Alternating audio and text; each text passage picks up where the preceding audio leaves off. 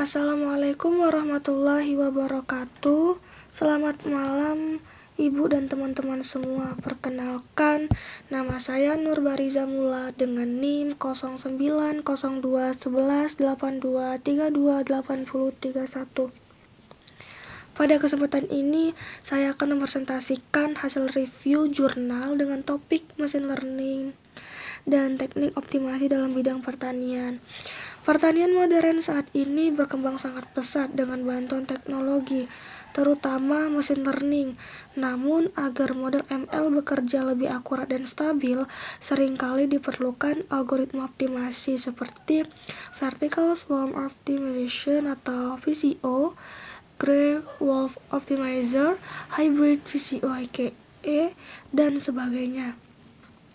Dalam presentasi ini, saya merangkum 5 jurnal, di mana 3 jurnal internasional dan 2 jurnal nasional yang semuanya membahas penerapan ML dan optimasi dalam bidang pertanian dan sumber daya alam. Di sini terdapat kolom berisi nomor, penulis dan tahun, topik penelitian, algoritma ML dan teknik optimasi serta analisis. Jurnal pertama Esfandiar-4, Berenjeni et al. Tahun 2019. Penelitian pertama membahas prediksi hasil panen aprikot berdasarkan variabel lingkungan dan agronomis. Algoritma ML yang digunakan Supervector Regression atau sering disebut SVR, teknik optimasi Hybrid VSO plus Imperialist Competitive Algorithm. Keduanya digabung untuk mencari parameter SVR terbaik dan memilih fitur yang paling berpengaruh. Hasil dan temuan, model hybrid ini menghasilkan error lebih rendah dibandingkan SVR biasa. Prediksi menjadi lebih stabil dan akurat, dan metode hybrid terbukti sangat efektif untuk data pertanian yang kompleks. Kelemahannya, data hanya berasal dari satu wilayah, sehingga model perlu diuji di lokasi lain untuk memastikan generalisasi. Jadi, penelitian ini menunjukkan bahwa penggabungan materialistik dapat meningkatkan performa prediksi hasil panen. Jurnal kedua Ahmed et al. Tahun 2022. Penelitian kedua ini fokus pada prediksi hasil panen gandum menggunakan indeks vegetasi satelit. Algoritma ML memakai KRR, optimasi Grey Wolf Optimizer atau GWO. Setelah sinyal satelit didekomposisi menggunakan SIMDAN, GWO digunakan untuk mengoptimasi parameter KRR.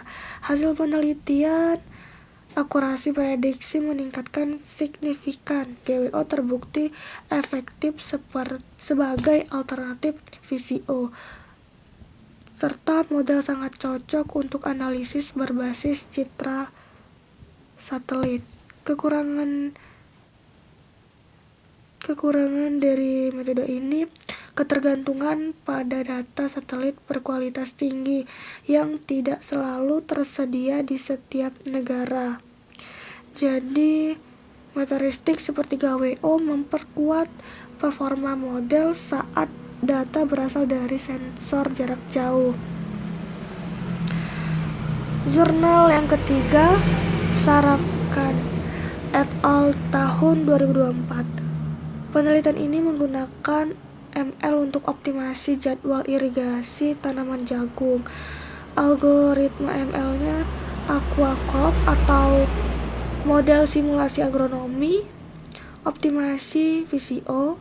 Hasil penelitian, VSO menemukan jadwal irigasi paling efisien, penggunaan air berkurang namun produktivitas jagung tetap meningkat.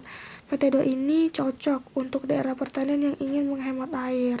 Terdapat kelemahan, yaitu membutuhkan data cuaca dan agronomi yang sangat detail, sehingga pengumpulan data cukup rumit.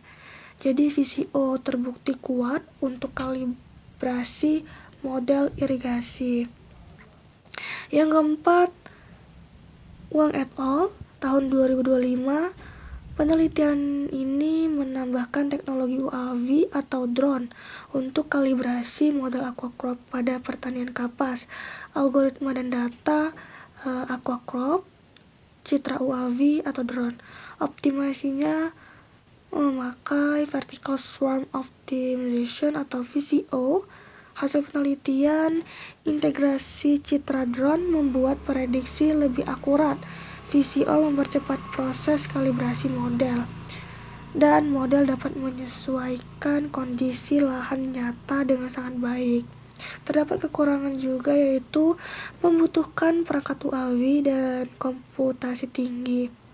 Jadi kombinasi UAV, VSO, dan simulasi agronomi adalah pendekatan pertanian modern yang sangat menjanjikan.